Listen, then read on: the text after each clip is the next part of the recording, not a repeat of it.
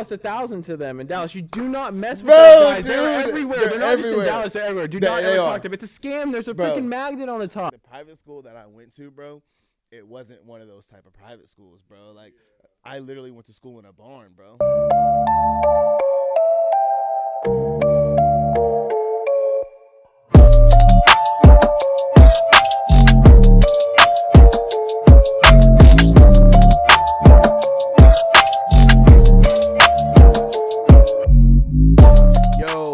Up with you guys. You already know what's going on. It's your boy Jay, and we back with another episode. I don't know what to call it. This is like episode 2 of Everybody Hates Jabber, episode 12 of the podcast. As you guys know, we recently switched from Coffee and Kicks podcast. Now we are Everybody Hates Jabber. So make sure that you go ahead and hit that subscribe button. Hey, if you're from Everybody Hates Jay, make sure that you go on over to the Everybody Hates Jabber page. Link will be in the description below, and hit that subscribe. But anyways, man, I appreciate everybody for showing up again for another episode on another week, man. We got another banger here, guys. We got another absolute banger. We are here today with my boy. You guys see him sitting here right now. This is Zach. We are in Oklahoma City again, and we are at 10th Street Sneaks today. So go ahead and just tell the people who you are, where we're at, all that good stuff. What up, y'all? Yeah.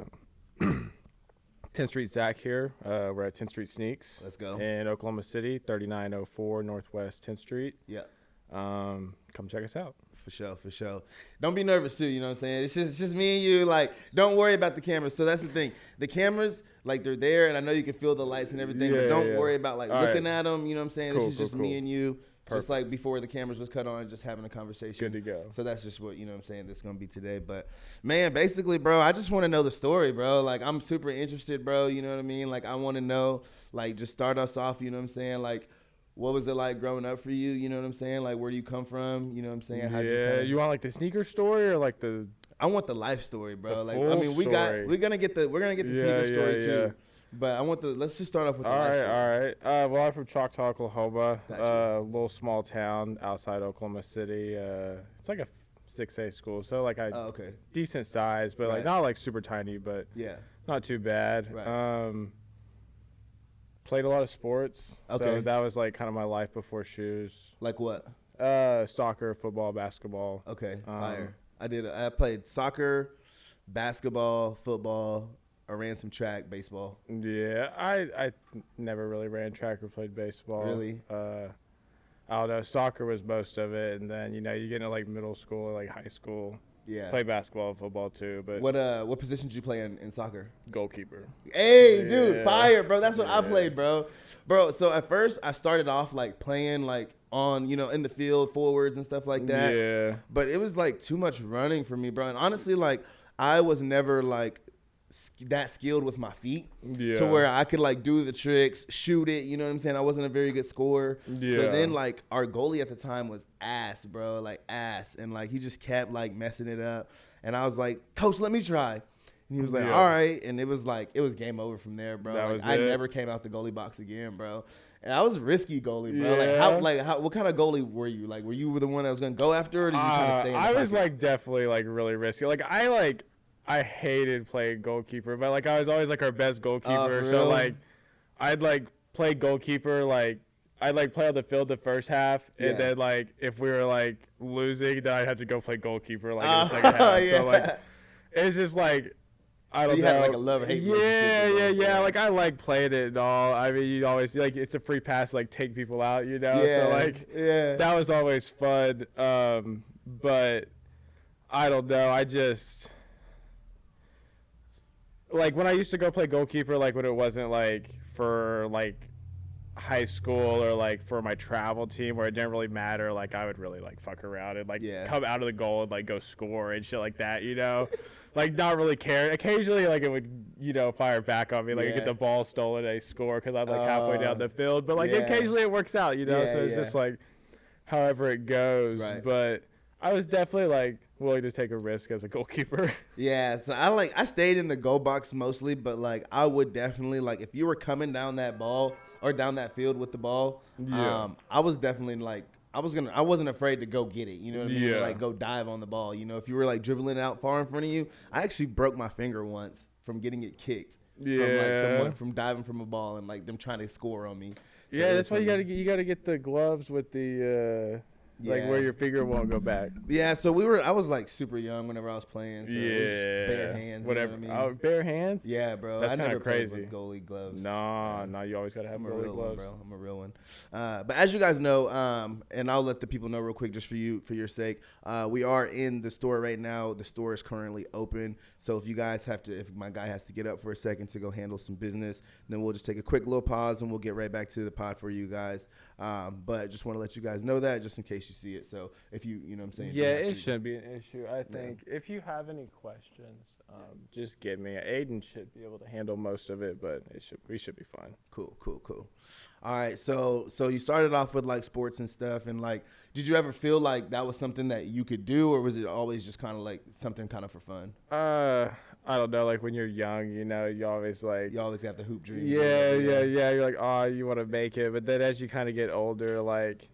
I mean, like, I had scholarships for, like, football and, like, soccer. Like, I could have went and played in, like, college if I wanted to. Fire. It just wasn't, like, something that I really wanted to do. By that time, I was more into, like, business and stuff. So it wasn't – I really just felt like I was just going to go get hurt in college and then have to limp around the next, 46 years. Yeah. So, like, what did you play in football? Like, I could see you being a soccer player, but, like, football, like, what usually, like, quarterback? Like, tight end. Okay, I guess like, I can see that, you know. Were you like, pretty big? Definitely, like, lost some weight since high school. I don't know. I was probably, like, 225, 230. Oh, okay. Then, because, you know, you're working out and stuff. I haven't worked out since high school, so. Yeah. Dang, bro. You was jacked with looking kind of scary. Bro. That's a little scary. Yeah, I don't know if I want to go against that. Think about me in the keeper box. You know, you don't have the pads. My highlights had to just taking people out. Really? That was the best part. Yeah, that's true. That's funny. So where do we go after sports then? Like after sports, once you know what I'm saying, you said you kind of started getting into business. So yeah, well, I was like reselling pretty heavy like throughout high school. Okay. So like, you know, you got whatever sport practice, you know, until probably about 5 o'clock. And then when I first started out, my grandma had to drive me to, you know, do the shoe deals and all that. I have them lined up after school as soon as I get out. But then, you know, you get your first car and you can drive around and do all the shoe deals and all that. And so really it's just straight from sports to go do some shoe deals. So was it grandma that raised you most of your life or who? No, like my parents just like both have like their own businesses and stuff like that they take care of. So like as far as my mom has like she's a therapist, so she has like her own practice and all that. And then my dad owns like a construction company back then, but now he just does like built houses and stuff. Oh, okay, fire. So yeah. So does that kind of like where you kind of got that sense of like business and like kind of entrepreneurship from? Yeah, like a little bit. I don't know. Like I kind of like grew up just kind of doing it. Like even like when I was younger, there's a flea market called Mary's Flea Market over in like Midwest City area. Yeah. And my grandparents used to own it. Yeah.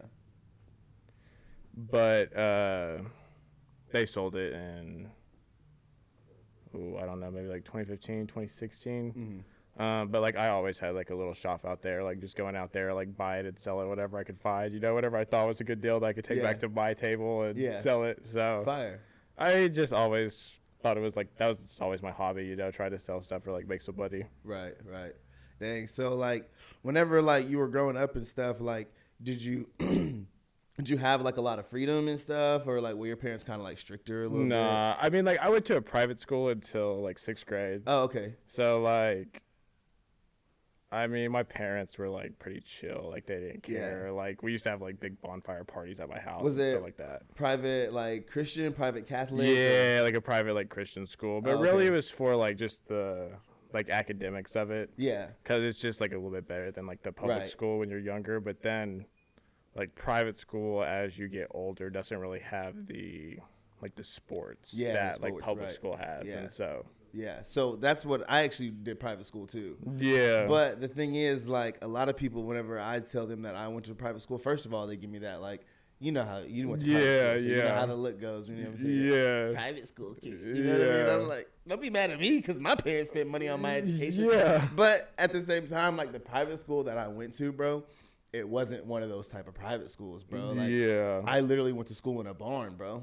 Like, it was literally barns, bro. Like, no bullshit, bro. That's I went to school in crazy. Tyrell, Kansas, bro. Like, half of our school was like this big old red barn-looking building. Yeah, that's and then, Kansas, I yeah, feel bro. like. Like, the other half was like literally trailers, bro. Like, little trailers that we would have class in, bro. Like, our gymnasium was our cafeteria. Jeez. You know what I mean? / our indoor playground. Like, Yeah. it was everything. You know what I mean? Like, so it was like super small. Like, my graduating class, had I graduated from there, would have been like 5 kids. Yeah, I think mine would probably been maybe 10. Yeah. Something like that, 10, 12, something Right. like that. Real. So that was kind of like a lot of the thing too. Like, they a lot of kids ended up leaving to go to private or to public school so that way they could play sports. Yeah. Or whatever the case may be.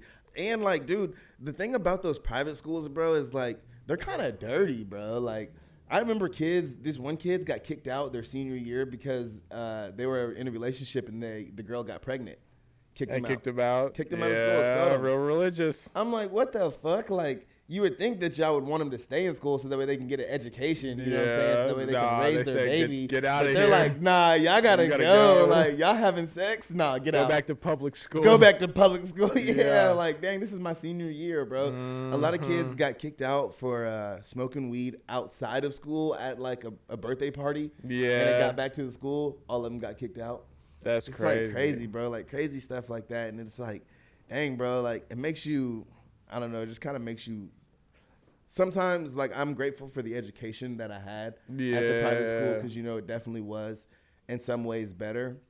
But at the same time, like, the social, like, kind of the social setbacks that it kind of gave me and also just, like, the negativity that it kind of gave me towards, like, Christian schools or, like, private schools in general. It's kind of just, like, I don't know. I think I would like for my kids to be in a private school, but at the same time, like, maybe not like a religious private school. You know what I'm saying? I don't know if those even exist, but yeah, they're like, I think even more bougie than the religious ones. The thing about the religious ones, it just like you are ahead of the curve, and you know, like your like STEM studies and stuff like that, but you're behind the curve in like your histories and science studies because they are trying to, you know, change what is supposed to be taught. Right. They're not really teaching true like science or history because they're teaching it from a religious aspect, which is debatable. Like, I was just at work the other day, and like one of the guys was talking about how like he learned Spanish in like 2nd grade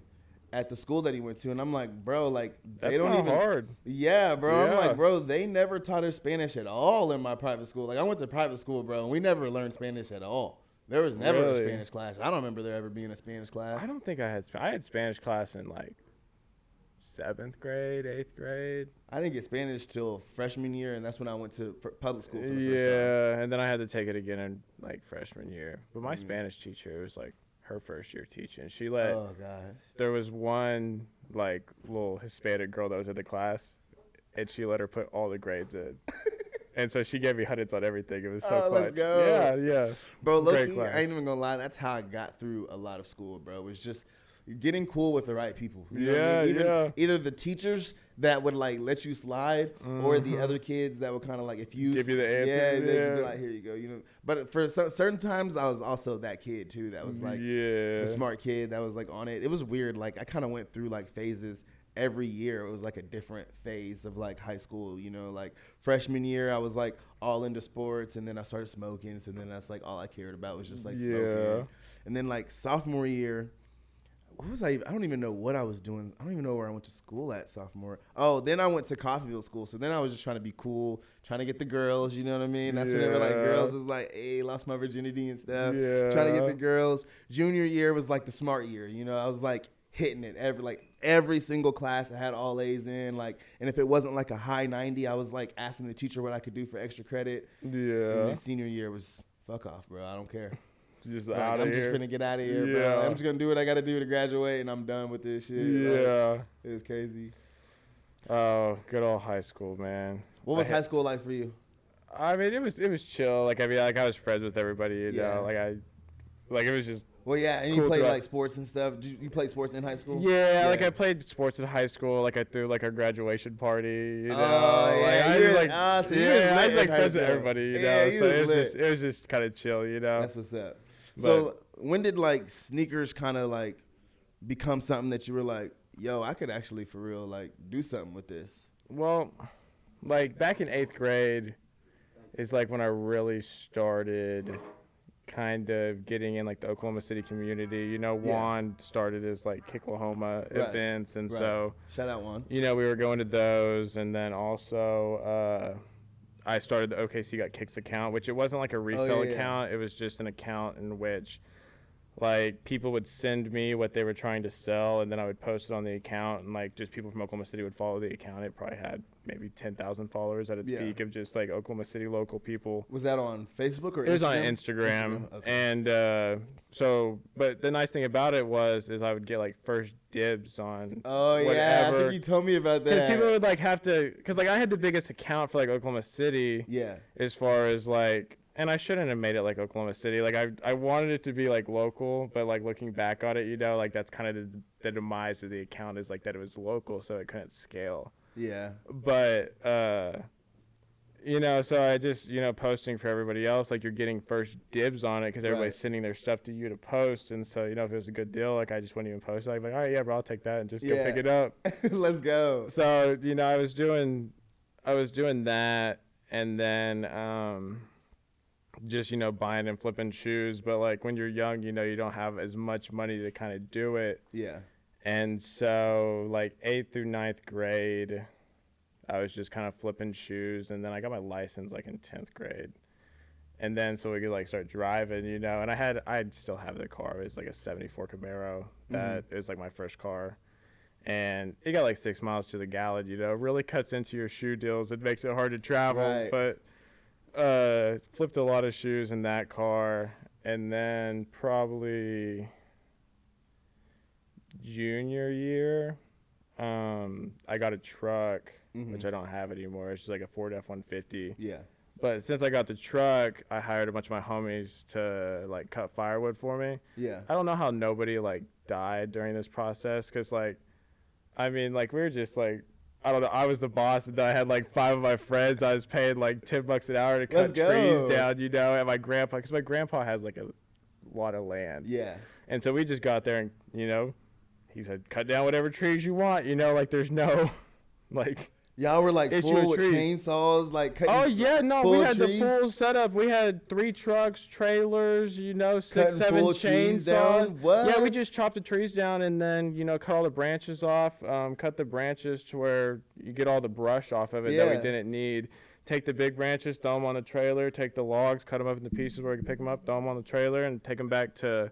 I was running the operation out of my grandparents' house, not the grandpa that owns all the land, like another one, because we had like all our splitters and stuff over there, and it's right on the corner, and so I could put the firewood on the corner and sell it.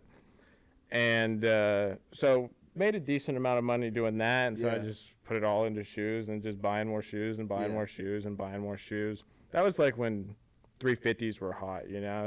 Like we'd sell, you know, a rick of firewood for $100 a piece. Like 120 if it was hickory, because we'd sell it to like the barbecue places, because they'd use it for like their barbecue stuff. It's just a little bit of a premium. But you know, you sell 3 or 4 ricks to a guy, then you just go buy a pair of Yeezys. And then go flip the Yeezys. You know, you make another $100 on that, and then you pay all your employees out, and you're good to go. And like, how old were you at this time? This is like my junior year, so like, I don't know, 16, 17. I guess like 16 my sophomore year, so like 17 maybe. Because that's crazy, like a 16-year-old managing everybody doing a tree removal. Yeah, like, I think I was probably 17, because like it wasn't summertime, because like summertime, like you're trapping shoes hard, because like that's like everybody's like, buying. But like it goes wintertime, you know, and there's just not as many releases and stuff. So I was like looking for something to do, you know. Firewood's good margins.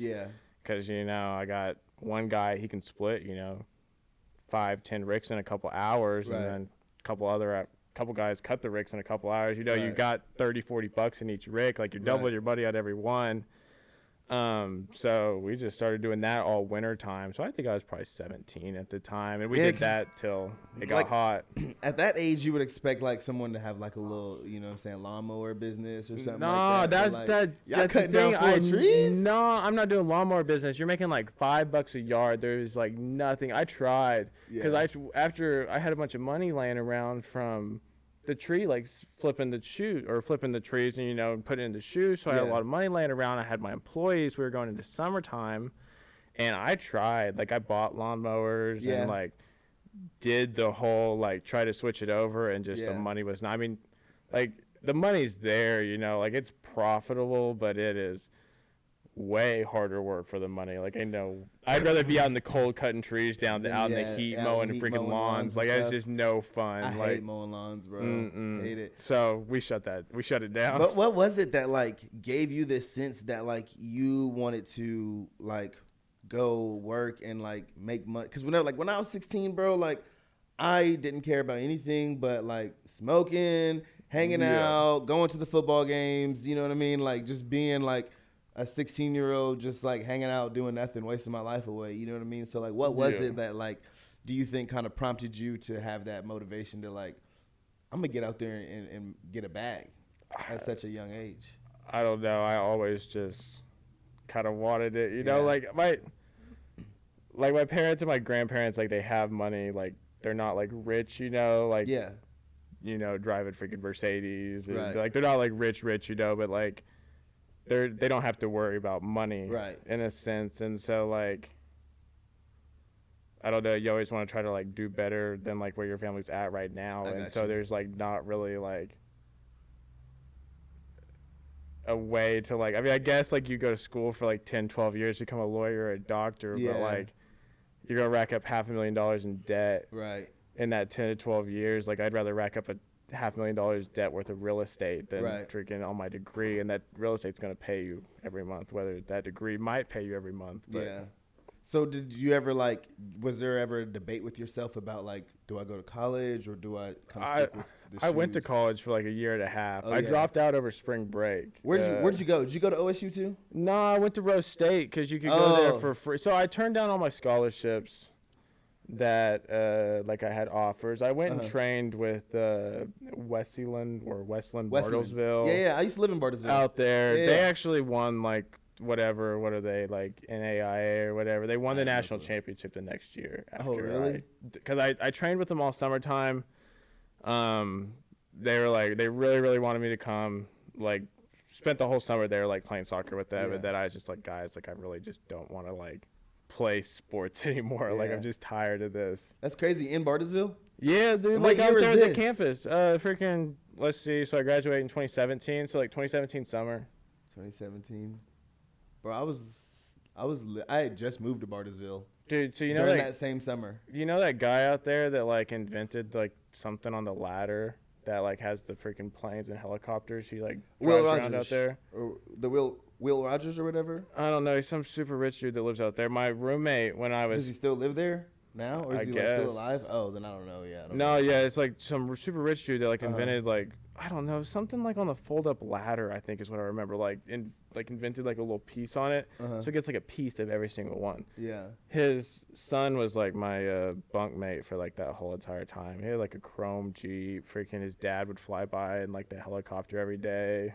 Let's go. He's freaking lit. Bartlesville has some like they got some money out there. It's crazy. A lot of oil money. Yeah, that's what I was about to say, because that's where Phillips 66, like that's where it originated from, was in Bartlesville. All that oil money out there. Yeah, super. A lot of it. That's where my uncle. Fat houses. He's the one that raised me. That's where he worked at his entire life. So kind of like the same situation, like at first, like living with my mom, you know what I'm saying, it wasn't like all that, but like once I moved there, once she like went to jail and all that stuff, then it was like a whole nother different, you know what I'm saying, lifestyle. Like, because he worked at Phillips. He had been working there since he was 19.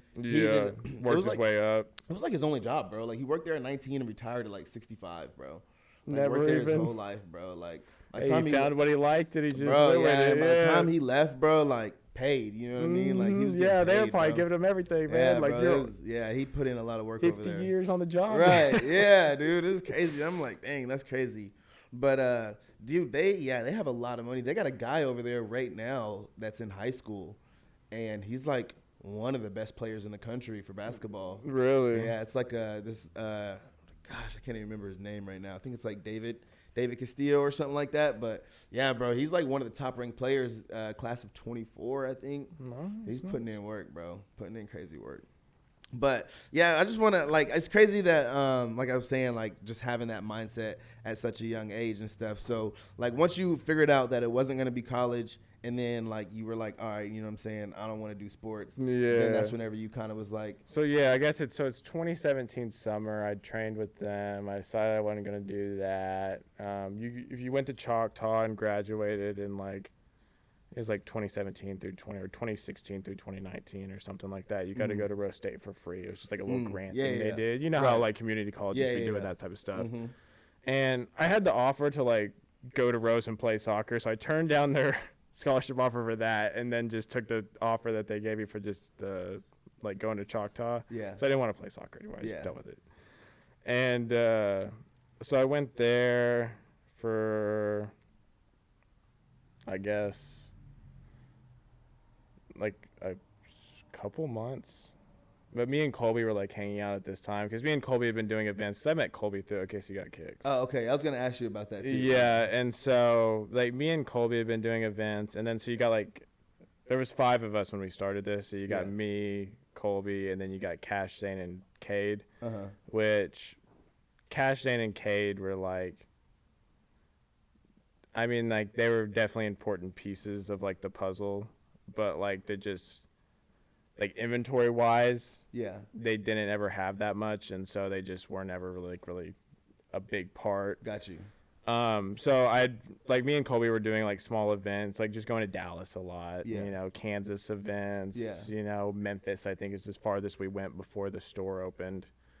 But so 2017 Christmas, I think, or New Year's, Colby called me and said that like he found like the spot that we're in right now. Yeah. And so like we went and checked it out and decided we wanted it and opened this place in March of 2018. So I had like a little, I don't know, 6 months of just chilling and kind of flipping shoes right around in there while I was in college. Yeah. And so we opened this place in March 2018. We were supposed to open in like February, but it takes a little longer than you would think to, you know, we were young because Colby was still in high school. I was in first year of college. Cash was in his first year of college. I think Zane was still in high school, and Cade was in his first year of college. So we were all like going to class and like try to like make it work like in between. We were open 7 days a week, you know, so like kind of tough. Right. But you know, got through 2018 pretty good. No like real main issues.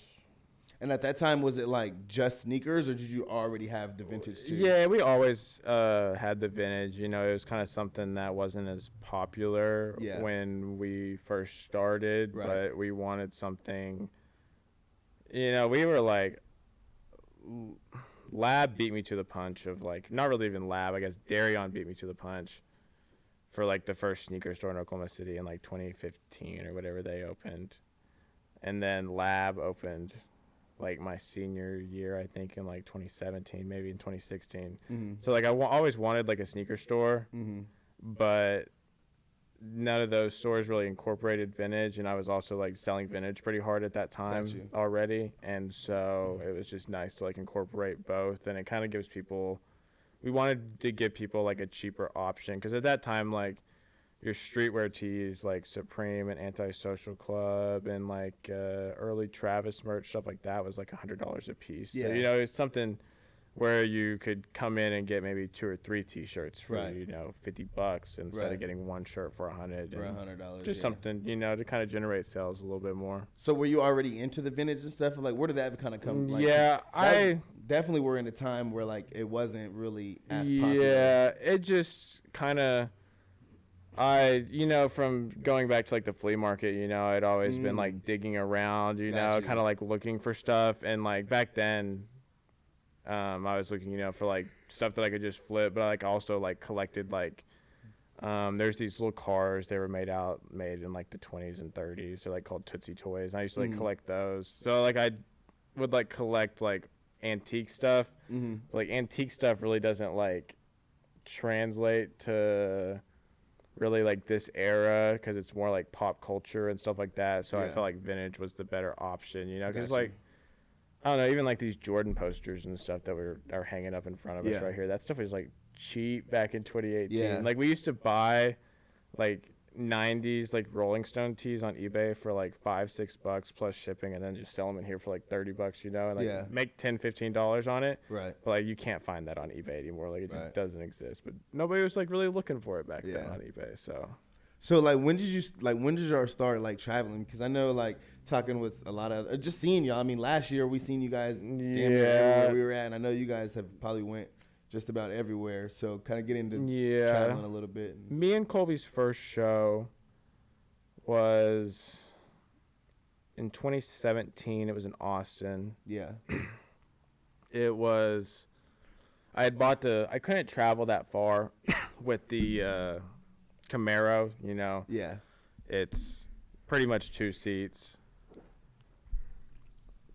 The back seat's useless. Yeah, those Camaro back seats, they're like those like bucket type seats, right? Yeah, those suck. And so I would really just go to the Oklahoma City shows and do deals around here. I got the truck. I'm a little bit more versatile now. You know, I'm getgetting 12 miles to the gallon. Let's go. 12, 13, doubling the gas mileage. Yeah, like let's go. I could go anywhere. Go anywhere. So we went to a show in Austin. I think that was the first time that me and Colby went to a show. It was Kicklahoma, I think the weekend before, maybe 2 weekends before. And me and Colby had been just vending next to each other by chance and been doing, you know, deals, doing stuff at the mall. And he vended next to me at that Kicklahoma, and I was like, yo, like, you want to come down to Austin with me? Like, I got plenty of room. Like, I'm not going to fill the truck bed, and we got, you know, 4 extra seats if you want to come. And so he ended up coming down to that, and I think that was the first event that we did together, like in 2017. But I'd say probably 2018 or 2019 was like the peak of our events as far as like really traveling hard. I don't remember if it was 2018 or 2019, but we were gone like 40-something weeks out of 52 weeks of the year. That's and crazy. Like, what kind of places, like what kind of stuff was y'all experiencing? I know y'all had to probably experience some crazy shit. Yeah, like tell us some stories, bro. Let us know, bro. Come on, I know you got some good ones.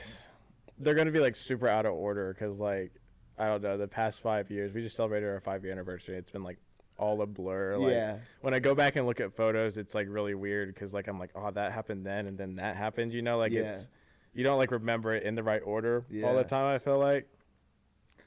But like, like some crazy stories. Okay, so like before the shop opened, I think, or the shop might have been opened, we were in Memphis. Well, we went to the Fear. Oh shit, this is already starting off. Yeah, well, we went to the Fear of God drop in Tulsa. Yeah. And Colby at this point had you know that really gross green Kia Souls? Yes. Yeah, so he had one of those. And so it was me, Colby, and Cade, and like 150 shoes in this Kia Soul. Yeah. And so we pull up in Tulsa, and Tulsa and Memphis. That's we're hanging out we're with Cam from 10thStZak, but this is before 10thStZak even exists. Like this is early. This is probably 2017. I don't know. Somebody can look up when the date was. The drop. But the reason we were in Tulsa was because we were there for the Vans drop when they did like the red Vans. And so we went there, got that, ended up getting, you know, a handful of pairs, and then we went up to Memphis for SneakerCon's first Memphis event, which was absolutely awful. Really? Shout out to SneakerCon. That event was awful. Y'all know it was awful. I love y'all, but it was bad. But also Andy, I'm trying to think of his name right now on Instagram, and I cannot think of his name. But I met Andy that weekend, too, at SneakerCon. But anyway, so we get to Memphis, and we're like 18, 19 maybe. Yeah. And we get to Memphis, and they won't let us check into our hotel because we're not old enough to check into the hotel. Because I booked it on Expedia, and Expedia doesn't check. And so they kicked us out of our hotel. And so we pull up to Cam's hotel, and, like, he lets us shower and stuff. And then we ended up, like, sleeping in the car with, like, all the shoes. In like downtown Memphis. Damn. So there was that. One time we like blew a tire coming back from Kansas, and we were in Cash's like aunt's Volkswagen Jetta, and we were in like a construction zone, and he hit like a cone and it popped the tire because they're like super skinny little fucking bullshit tires. And so we had to like unload all the shoes out of the trunk to get the spare out, like in this construction zone on the side of the highway with all these shoes stacked up, like semis coming by and like blowing the box tops off because it was like in a construction zone where there was like no room. Like we were like in the median trying to get this tire changed. I've like tried to jack it up, and it was terrible. We got back at like, I don't know, like 5 a.m. that night. And we were supposed to get back at like midnight, you know? Like, it was being terrible. on the road, bro, that's how it be, man. I remember getting scammed once in Dallas, bro. I think I've actually told this story on the pod before. I can't really remember, but we got scammed once at an event in Dallas, bro, for like, bro, I lost like $700, bro. Really? Yes, but what happened? What happened? Because I got a story about Dallas. It didn't happen to me, but one of my homies that was with me, it happened to. I ain't gonna lie, bro. It was completely my fault, bro. It was completely his fault. I got caught up in the 3-card money, bro. Do you know what 3-card money is? So 3-card money is where they basically, it's like the ball under the cap. Oh, yeah. So yes. he lost 1,000 to them in Dallas. You do not mess with bro, those guys. Dude, they're everywhere. They're not just in Dallas. They're everywhere. Do not ever talk to them. It's a scam. There's a freaking magnet on the top. Dude, I know that there was something, bro, but I couldn't figure it out, bro. And like they did it so good, bro. And you do realize that the guy that's like playing, that comes up next to you and plays next to you is one of their guys. Dude, like, yes, bro.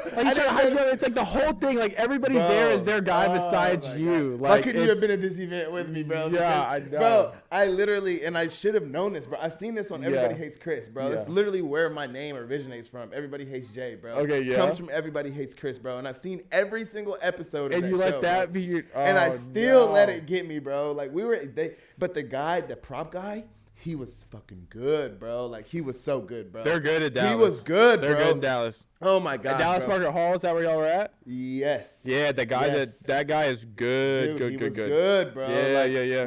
I got respect to him, bro, because like I've seen him in the game for years. I wanted to shoot him now. I wanted to shoot him. He took my homie for 1,000. I wanted to shoot him. I wasn't even mad. I was just like, yeah, you got by him. I wanted to shoot him. He'd been out there, man. I wouldn't mess with him. He's once I thought about it, because once I lost the money and I was in the car, bro. Yeah. There was a lot of thoughts going through my mind about how I'm about to get this money back. Yeah. But then I was like, there was also a lot of thoughts going through my mind, like, it's always what, bro, how many of them is there, bro? Like, there could be a whole bunch. Like, how many of them? Oh no, they rolling deep, bro. They rolling like 10 deep. Bro. I'm like, how many of them is on it? You know what I mean? Like, I might have to shoot everybody. You know what I mean? Like, you got to reload. You got to extendo literally. clip. So like, but yeah, bro. Anyway, like, going to my car, and Skylar's like, I have to use the restroom. And she's like, can we go back real quick? So I'm like, yeah. So we get ready to go back. And mind you, bro, like I just had a great show, bro. You know what I mean? Like it was a great show. Made lots of money. Had a pocket full. You know what I mean? Was feeling really good. And some guy walks up to me with a PS5 in his hand. And I really don't even know what he's trying to tell me, bro. He's basically saying that like, hey, somebody's willing to pay me like $2,000 for this PS5, like, or like $1,000 for this PS5 if I do this little game or whatever. Like, you think this is a good deal? And I'm like, what are you talking about? You know what I'm saying? So, like, that's how he got me over there. So then, like, I go over there, and that same guy, he starts playing the game, and he wins, like, twice, bro. Like, fat money, you know what I'm saying? I see a couple guys lose, and then I see some guys lose, and then I see him win. And, like, whenever he was calling it, like, the ball, like, in my mind, you know what I'm saying? I'm picking the ball, and, like, he picked the same one, you know what I'm saying? So I'm like, I'm like, this is too easy, bro. I'm like, I'm about to take this guy, bro. And like, I don't know why, bro. It's too easy. When it's too easy, it's not real. Bro, and the crazy thing is, bro, like, I'm not a gambler, bro. Like, I don't really gamble, bro. Like, I don't really play, like, the games and stuff like that. You know what I mean? Like, I've went to the casino, you know what I'm saying? I have bet before, but I'm not, like, big on it. You know what I mean? I love gambling. Do you? I love gambling. I don't, bro. I don't like losing money, bro. Like, I don't like losing money for no enjoyment, bro. When you gamble. Oh, no. I go into the casino wanting to lose the money. If I'm not up over 1,000, I'll drain it. What? Yeah, like I'm either winning big or I'm losing. That's crazy. No, I will go into the casino, win $20, and I'm happy. Nah. I won 20. I'm going home. Fuck that $20. I'm going home, bro. Nah, I'm winning big. No, I'm going home. I'm winning big or I'm losing.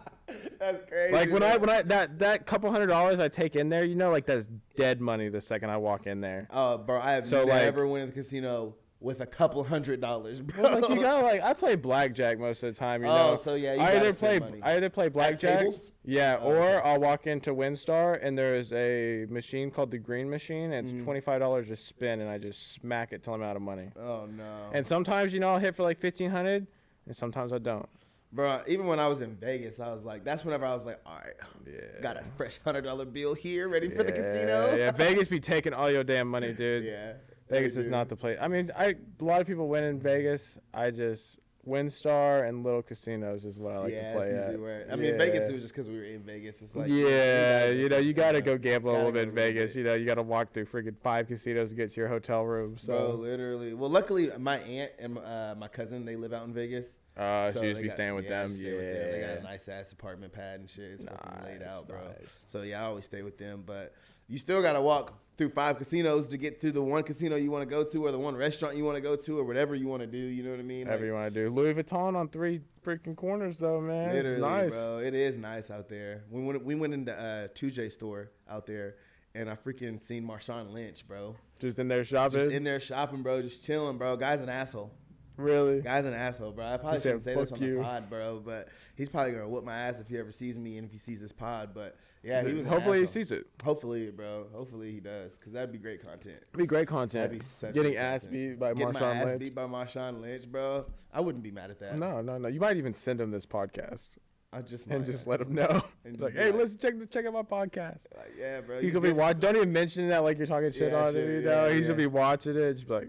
But he might not watch it if I don't talk shit. If I don't tell him I'm talking shit. I'd be like, check out this podcast. Just send it to him every day for the next year. Chances are he might open it. He might open it then, huh? Yeah. He probably doesn't even have Instagram and stuff. Send it to him on everything. Bro, he's an asshole, bro. I don't even want to talk to him, bro, because he's gonna ignore me like he did in the store. He just didn't even. Nah, he did, but bro, it was like the driest. I ain't gonna even say he's an asshole. I'm not gonna say he's an asshole because I don't think the guy's an asshole, but he just gave me a hella stale ass response, bro. I was just like, damn, bro, like you didn't have to do me like that. You know what I'm saying? Like, so like we were in the store, right? And we're like shopping around and stuff, looking around, and I see him, you know what I'm saying? Like, I see him before we even get in the store. Yeah. Like, but I'm like, I don't want to go in and immediately just be like, Marshawn Lynch, oh my gosh, dude, what's up? You know what I mean? Yeah. So I was kind of trying to fill out the situation and see how he was kind of, you know what I'm saying, feeling. Yeah. And so like we kind of looked around and shopped. And then I seen him over there. There's like some little kid. You did the Sneaker Travelers events? Yeah. So they're the Sneaker Travelers, the people who do that, they're really cool with 2Js. Okay, yeah. Yeah, so they were of course, we were in Urban Necessities, and so they were in there too. And one of their kids was over there talking to Marshawn Lynch. And like, he's over there, you know what I'm saying? Like, I'm seeing him physically, like, messing with this kid. Yeah. So I'm like, oh, okay, bet. I'm like, he's in a talking mood, you know what I mean? Yeah. I'm like, he's here, so he's not here so he don't get fined, you know what I mean? He's talking. So I go over there, and maybe it was what I said to him, bro. Maybe I just said something stupid, bro. Like, You just didn't like it? Maybe not, bro. I just went over there, and I said, hey, bro, are you here so you don't get fined? Like, is that not funny, bro? Hey, what'd he say? He said, what? And I said, I just got nervous, bro. I got super nervous. And I'm like, are you just here so you don't get fined? And then he goes, I'm here buying shoes. Like, just the most driest face ever, bro. Like, mean almost, bro. And he's just like, I'm here buying shoes. Like, looking at me like, what do you mean am I here so I don't get fined, bro? I'm here buying shoes. Yeah. Like, what are you talking about? And I'm like, bro, this is your most famous line in the world, bro. Yeah. I'm here so I don't get fined, bro. Yeah. I'm a fan. You know what I mean? Yeah. Obviously, I'm a fan, bro. Like, and I was just like, after he said that, and I was just like, I'm just messing with you, man. I was like, I just wanted to come over here and say hi. It's good to meet you, bro. I'm a big fan. Yeah. And he was just like, kind of shook his head. And Appreciate it, bro. He didn't even say that. He just was like, and I was just like, all right. Turned around and walked away, bro. I was like, damn, bro. Well, he probably just like lost 100 bands at the casino, you know. Now he's like, well, let me like at least get something while I'm here. Maybe, bro. I don't know, bro. Because like I said, he was sitting there chopping it up with the kid, bro. Happy as all get out, bro. And it was like me though. It was like he was just like, nah, fuck this black kid. And I'm like, bro, we're both black, bro. Yeah, like I just want you to dab me up. That's it, bro. I really want to just touch you, bro. Like, I just want to shake your hand, bro. And he did not. Oh, bro, that hand did not even go nowhere near. Just coming close to getting here. Put it behind his back. You know? Oh, bro, yeah, bro. He chopped it off, dog. He's like, nah, you ain't touching me, nigga. Get them dirty hands away from me, nigga. Oh man, but nah, man. So take us through some more like of these places. Like, what kind of places have you hit? Like, what's some of the we haven't ever made it to New York, unfortunately. I still haven't been out there. New York Sneaker Con. They always plan it on like a date that like I've like always had something like double planned where like I've had the event booked and I just like can't like make it for some reason. I'd love to make it to New York Sneaker Con. They also haven't done it in like a year or two, I think, because of COVID. Right. But I always wanted to make it to New York Sneaker Con. Never made it to New York. Yeah. Besides that, been pretty much everywhere else. Probably the biggest trip that we went on one last year before me and Colby split, where we went from Oklahoma City to Austin. From Austin, we went out to Miami. From Miami, we went to San Francisco. And from San Francisco, we went to Chicago. But like Oklahoma, did y'all drive? Yeah, but Oklahoma City's like centralized enough to where like we make pit stops like back at the shop in between where we go, just so we can switch out the inventory. Because like we went to Austin for a vintage event, but for a vintage event that was not like as high end. So we take cheaper vintage and then come back here, switch out to cheaper vintage for more high end vintage, go to a high end vintage event in Miami. Back to Miami, come back here, drop the inventory, switch the shoes, go out to San Francisco for SneakerCon. Go to San Francisco SneakerCon, you know. Dude, that's crazy, bro. Go down to LA, spend a day in LA, you know, do the shopping and all that. Come back, unload everything, and then we went to Chicago for Complex Con. Y'all boys' money different over here. Nah, it's a business expense. It's a write-off, you know. It's a good write-off, you know. It's like as soon as you leave the state, like all your your gas, your food, and your hotel and all that, it's on the shop card, you know. That's a write-off. Let's go. So I got a good accountant and bookkeeper. There you go, man. That's important right there. He'd be making a bag off me every month, but it's okay because he keep you out of Keep trouble. the bags coming, keep the bags keep you out of coming. trouble For sure. So like, when did it come from like you guys going to sneaker events to like kind of having your own? Because like for me, bro, y'all have some of my favorite events, bro. Do you like our events? I do, bro. And also, while we're here and I got you on this pod, bro, I definitely want to give y'all flowers, bro, because y'all were like the first people like that was doing events and shit. Like even like really some of the first people just like, because whenever I first met y'all, I was fresh in the like just started. You know what I mean? Like, fresh in the It game. was one of my first events. Like the only reason why it wasn't my first event is because we had just so happened to go into 10thStZak like 3 days before SneakerCon Dallas, and they were like, "Yeah, are you guys going to SneakerCon Dallas?" And I'm like, "I don't even know what that is." You know what I'm saying? Like, I don't even know what you're talking about. And he's like telling me about it and shit. And I'm like, we get in the car, and I'm like, "Babe, should we go to Dallas? Like, let's do it." And that was like our first event. But like, y'all was like our first smaller event where we actually started meeting people. You know what I'm saying? Gaining like local people. Y'all didn't know me from a lick of paint, bro, but like y'all showed hella love that day, bro. Like hella love, just from little shit, like making sure like we weren't a vendor or nothing, but we were like the first in line. So like the whole day, you know what I'm saying? Y'all was just like, y'all good? Y'all want anything? You guys want some water? You know what I'm saying? You guys have everything you need? Like we were just regular attendees, you know what I'm saying? But like we were posted up there, like literally we were there from an hour before it opened until it ended, you know what I mean? Like all day, just because like, damn, bro, like these dudes are just showing hella love, and like this is a chill ass fucking event. Like everybody's just vibing, you know what I mean? Like, so I want to give y'all flowers, but like, where did it kind of go from like going to events to having your own and hosting them? I don't know. Like we done like some small events. We did like the ones over at, there's a park over here on Hefner. And the first one wasn't too bad. A lot of people showed up. One dude actually like came from like, I think, where'd he come from? Like Kansas City or somewhere to like vend like this little like free event we were doing at the park that like wasn't even like legal, because on the second one the cops showed up and like shut it all down. We're like, nah, like you can't do this, like we could fine you. And we were like, nah, like we just like we're like nobody's like together or anything, like everybody just like met here to try to sell to each other, you know. And they were like, nah, because like dude, like one kid made like $15,000 worth of sales at like this little like parking lot meetup, but it got way too big. Yeah. And so like then we just like found the farmers market, did a couple at the farmers market. Right. We've done a couple at the L2002 now. Yeah. Probably do one or two more at L2002, and I think we'll probably look for like I'll look for like a newer spot to do it in. So is that going to be like something that we're for sure going to be seeing like? Yeah, like I mean, as long as like 10th Street's a thing, you know, I don't think we're going out of business anytime soon. Yeah. So I mean, we'll always kind of have one in the summer and then one right before Christmas time. Yeah. We don't like make anything off the events. Like we probably end up losing money if you actually really broke it all down. But right.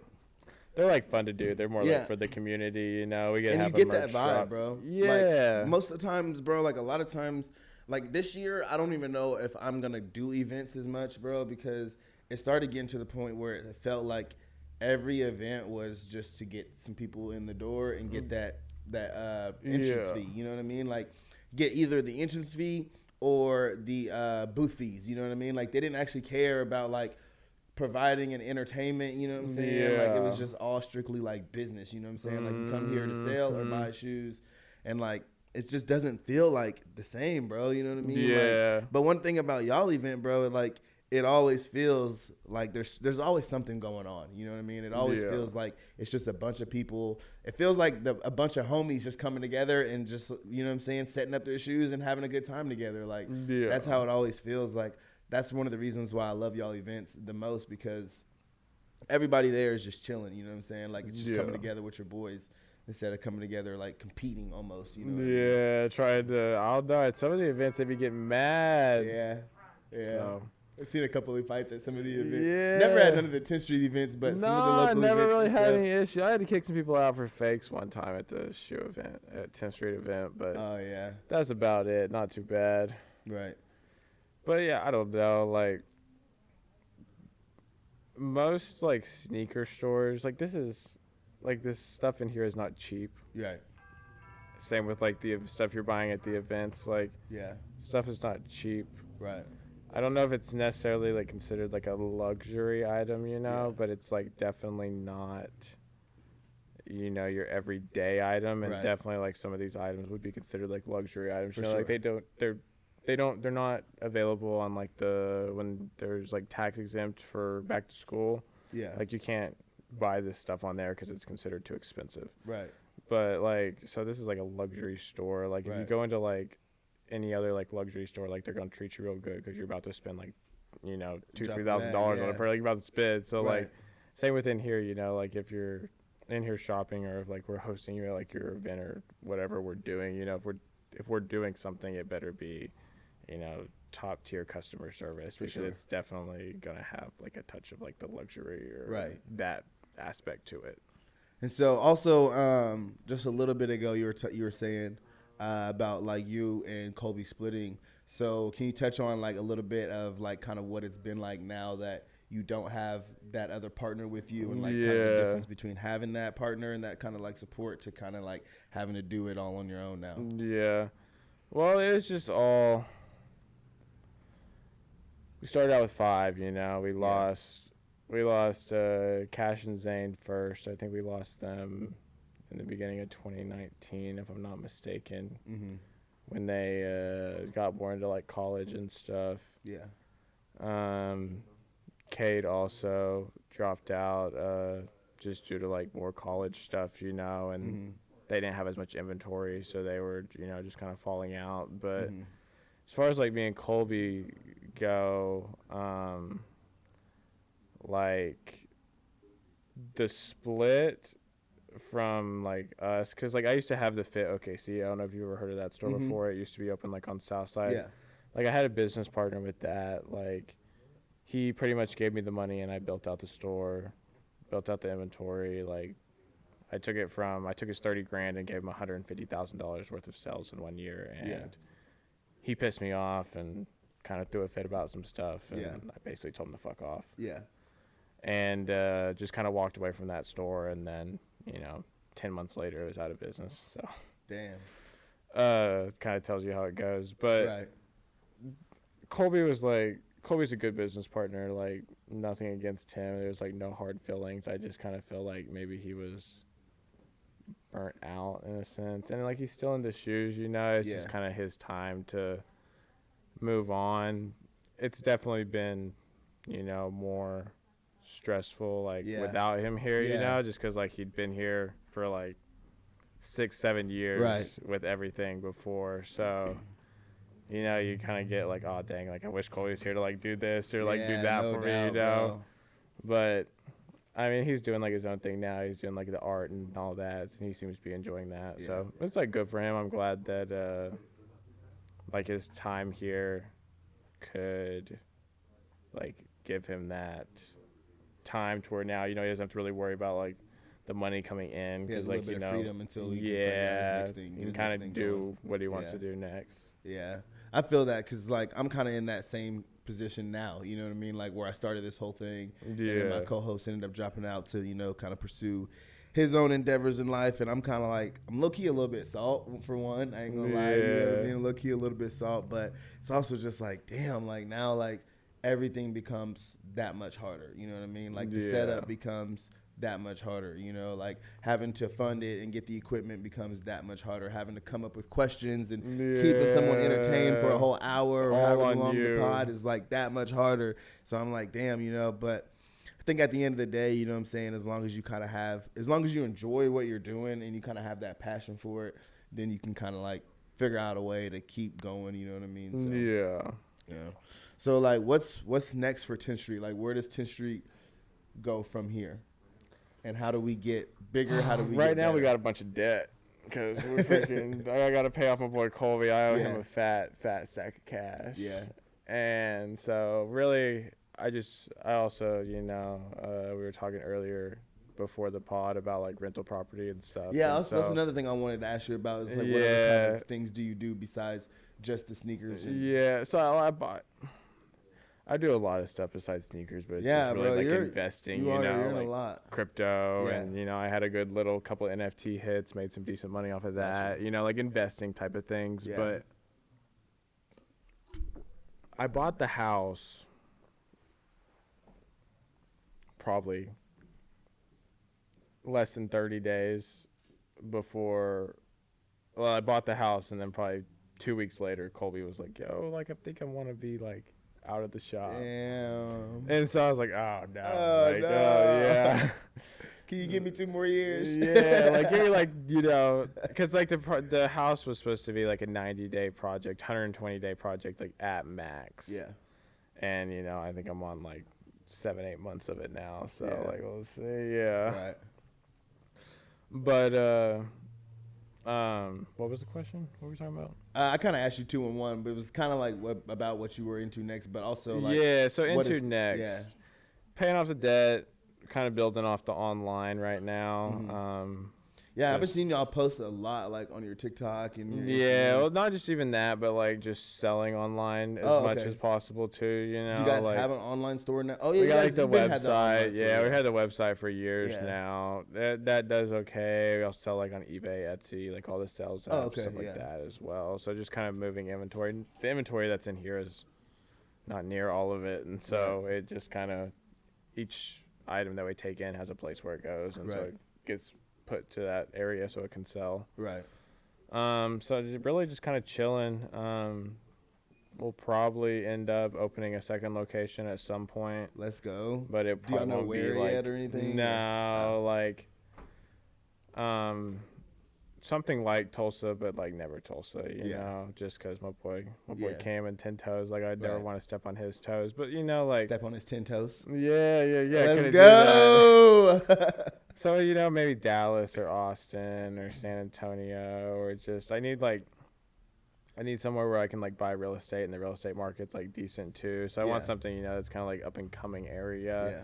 Might have to pay a little more on like the upfront cost of stuff, but I think it would probably be worth it in terms of like sales and, just more money than out here, like what people have to spend versus in Dallas or Austin or something like that. Are you like afraid of like the oversaturation in like those bigger places, like especially like Dallas, because I mean, there's so many stores. There's like 12 everywhere. stores in Oklahoma City, and we got like 3 million people in Oklahoma. That is true. There's a lot of stores here in Oklahoma City. I mean, like, but I like what you said, like about finding somewhere that's like Tulsa. Yeah, dude, like there's Tulsa nothing is in still Tulsa. Yeah, it's such a good untapped market. And I bro. want to buy real estate in Tulsa, but like, I'd have to like go up there, to do it, which is I have to do the store up there. It's just like not what I want to do. Right. So. I feel that. Well, man, that's pretty much going to round us out to about the end of us for today, man. You can go ahead and shout out to the people, man, anything that you want them to know, anything you want them to look out for. Shop at 10th Street. Watch the podcast. My boy's working hard right now, getting it going. It's a one-man show for him now. One-man show, so man. You got to, like and share and comment and subscribe. Yeah, I don't do much on YouTube. So right. I have a YouTube channel. I just post shorts to it. I got probably 40 videos posted and 25 followers. Never good. Yeah, it's or hard, subscribers, bro. my bad. YouTube is hard, bro, but they're pushing the shorts though. So I mean, shorts, we be making TikToks and I just take the TikTok and throw it on the shorts. It's not. I feel like the right way to do it. Like if you listen to somebody who's a social media guy, they'll tell you not to. And usually I'll try to change up my text or something slightly so it looks like I edited in the app.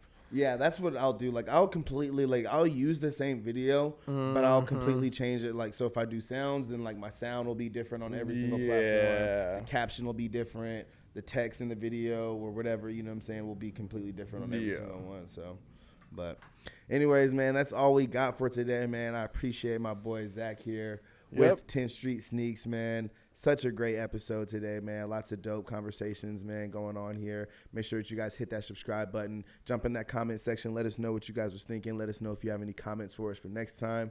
Until man, you got anything else for us? I think that's it. I mean, I don't know. There's a lot to get into during that. I feel like we were maybe kind of all over the place, but I think it'll work out good. That's how I like it, though. You know what I mean? Yeah. I want to talk about, I don't want this pod to just be about sneakers. You know what I'm saying? I want to know about people's life, bro. You know what I'm saying? What have you done in life that you can contribute to help someone else? You know what I mean? So everything that, you know what I'm saying, we talked about is somewhat something, somebody can benefit from it. You know what I mean? So that's how I'm feeling, you know what I'm saying? Somebody's going to be there from one of the stories and be like, that's so out of order. And I'm like, yeah, probably. Yeah, right. I'm sorry. It's just, I don't remember it in the right order, It'd be like that, man. But anyways, man, we appreciate you guys for watching, man. That's it for today. Everybody Hates Jabber, episode 12, man. We out. Woo. It's a wrap, bro. Hell yeah. Hell yeah, bro. Good job.